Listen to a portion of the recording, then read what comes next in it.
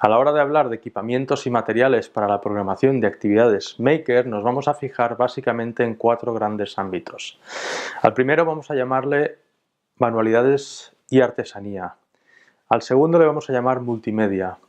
En el tercero nos vamos a fijar en prototipado e impresión 3D y vamos a dejar el cuarto para actividades de programación, de electrónica, de robótica y similares. Estos 4 ámbitos tienen algunas características bastante similares entre ellos. Me refiero a las actividades que podemos hacer dentro de cada uno de estos ámbitos.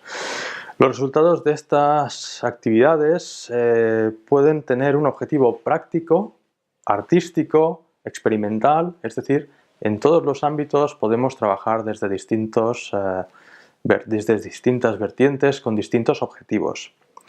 En todos los casos, en cualquier ámbito, trabajamos mucho la mezcla, la experimentación entre materiales, incluso la mezcla entre ámbitos. Es realmente muy interesante lo que podemos obtener mezclando actividades, por ejemplo, de artesanía junto a otras que entrarían más dentro del campo de la robótica, por decir solamente una posibilidad. Después, otra característica común es que cualquier usuario puede ser creador, adquiriendo algunas habilidades y sin necesidad de tener grandes medios. Voy a entrar a comentar brevemente ahora algunas características principales que quiero diferenciar de cada ámbito.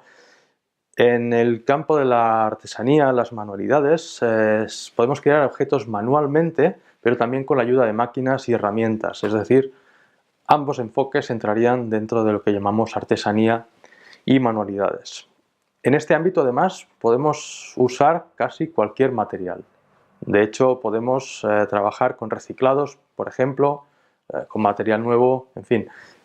Desde luego, permite cualquier enfoque y es seguramente el ámbito más versátil de los 4 que he mencionado. El campo multimedia es interesante porque muy a menudo el making se relaciona solamente con la creación de objetos físicos y en cambio tiene toda una dimensión digital que merece mucho la pena explorar. De hecho, el digital a menudo podemos relacionarlo con el físico, dando lugar a proyectos muy enriquecedores para los creadores. El multimedia, lo digital, nos permite compartir yendo mucho más allá de un makerspace y esto es algo que es más difícil seguramente si nos fijamos en los ámbitos puramente de manipulación física de objetos y de materiales. Y como digo, esto es lo que quiero destacar, es esa mezcla, esa posibilidad de crear proyectos en los que se unan las dimensiones física y digital.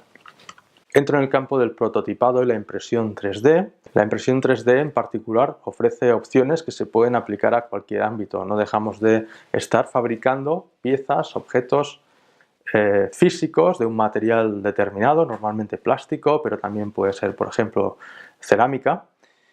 Y a partir de esas creaciones podemos tener objetos que en sí mismos tienen una finalidad, pero otros pueden servir para después mezclarlos o integrarlos junto a otros objetos, otros materiales.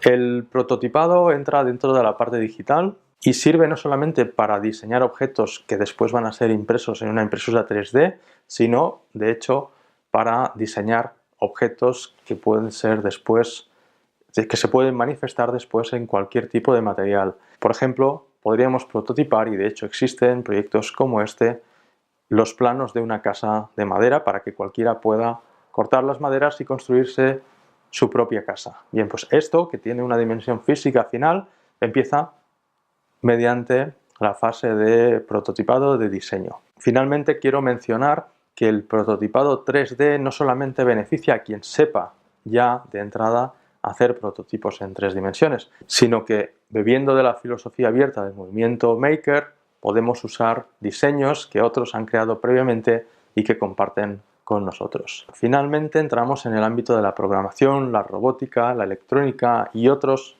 elementos afines. En este caso hablamos de controladores, de circuitos, de programas. Las posibilidades realmente son prácticamente, diría que infinitas. En este ámbito nos encontramos a menudo ante 2 tipos de enfoques. El primer enfoque se dirige a aprender específicamente sobre el ámbito. Es decir, aprendo a programar porque quiero saber programar. Hay otro enfoque que consiste en buscar un fin tercero, es decir, aprendo a programar porque realmente lo que yo quiero es terminar creando un software específico que haga esta u otra cosa, quiero programar un robot, etc. Necesito aprender a programar, pero lo que yo quiero realmente no es programar, sino es conseguir un objetivo final que solo puedo conseguir por medio de la programación. Como digo, son 4 ámbitos que seguramente por separado son bastante distintos entre ellos, pero que realmente dentro del contexto Maker se complementan muy bien.